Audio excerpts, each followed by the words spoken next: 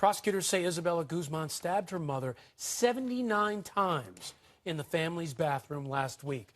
Deguzman's stepfather told police that he heard thumping sounds from upstairs, then his wife calling his name. He tried to get into the bathroom. Deguzman blocked the door, so he called police. The female is going to be armed with a knife. She's an 18-year-old female. It says mixed race. I think it might be with Asian. She's wearing a pink tank top, shorts, one shoe. But it was too late. When Deguzman's stepfather went back in the bedroom, he heard his wife say her last word, Jehovah, and saw blood seeping under the door. When he opened it, he says he saw Deguzman holding a knife, and she said nothing as she walked right past him. Police arrested Deguzman the next day in a nearby parking garage. So what was going through this young woman's mind? I want to bring in a criminal profiler, Mary Ellen O'Toole. She studied this case, and Mary Ellen, 79 stab wounds. What does this tell you about this young girl's state of mind?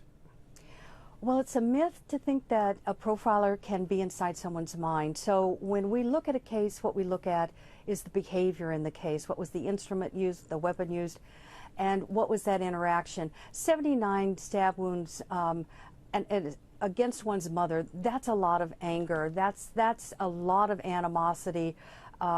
It could have even risen to the level of being rage, but certainly a lot of anger. And from preliminary reports, it suggests that Isabella may have actually cut her mother's throat.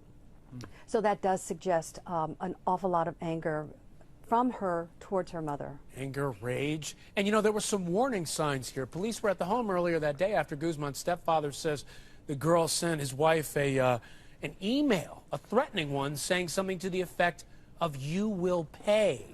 So then, Mary Ellen, the officers determined that there were ongoing family issues, but they say they appeared to be resolved. The stepfather also saying that Deguzman yelled at her mother, spit in her face the day before the attack. What do you make of these warning signs? The warning signs should not be ignored, and from my understanding of this case, the warning signs went back years. They didn't just start 2 or 3 days before the homicide. The mother allegedly was very fearful of her daughter. When you see this kind of behavior as a parent or a caregiver, you have got to get some kind of mental health intervention. And too often families look at their children and say, well, that they're just going through a phase. They're just like old Uncle Jimmy was when he was growing up. They try to make it normal. It's not normal. They absolutely need to get mental health intervention before it gets to the point where there's a physical attack, and in this case, a homicide. Yeah, and you mentioned intervention, but what stunned me about this is, and the behavior that's being alleged here beforehand is despicable. It's shocking, but what happens when you have a situation where a kid is being unruly and next thing you know, it goes basically from 0 to 60? She is stabbing her mother, at least according to the allegations. Is this something that parents can see coming? Well, again, I don't think it started when Isabella turned 18. I think that there would have been signs as she was 7, 8, 9, 10, and 11 years of age. But when it gets to the point where you as the parent or caregiver are so afraid, you are locking your doors, you need to call the police, and sometimes, I hate to say it, but oftentimes it means you have to have your child arrested. That sounds cold, I know that, but if you are that afraid and you know your physical safety is at stake here, you have to take drastic measures. And I'm interested, you say you have to have your child arrested. You know, police came to the house, they said, or basically talked to the young woman and said, look, you could be kicked out of the house for this. I'm wondering if that could have been a catalyst for this kind of behavior.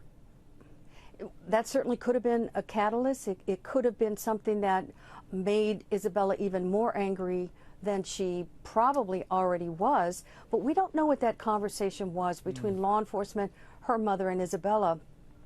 And not unlike domestic violence cases, when the police come to the door and they say to the wife or to the husband, we'll make the arrest, oftentimes the other loved one says, well, maybe it's not so bad. So we don't know yet what took place in that conversation. But you're absolutely right, that could have been just one more precipitator for Isabella to decide to act out in this lethal way. Extremely inappropriate.